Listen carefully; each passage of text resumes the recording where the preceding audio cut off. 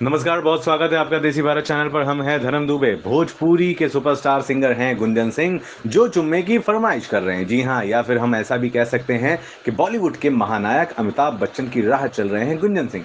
आपको बता दें कि गुंजन सिंह का हाल ही में एक भोजपुरी सॉन्ग रिलीज हो रहा है, जिसका टाइटल नाम है चुम्मा चुम्मा दे दे। आपको बताएं कि हम पिक्चर का ये गाना है, जिसमें सुपरस्टार, मेगा स्टार, महानायक अमिताभ बच्चन चुम्मा चुम्मा दे दे गाने पर थिरकते नजर आ रहे हैं। ठीक उसी अंदाज में अब गुंजन सिंह भी परफॉर्म कर रहे हैं। गुंजन सिंह भोजपुरी अभिनेत्री आयशा कश्यप से चुम्मे की डिमांड कर रहे हैं। देखें इस वीडियो में किस तरीके से।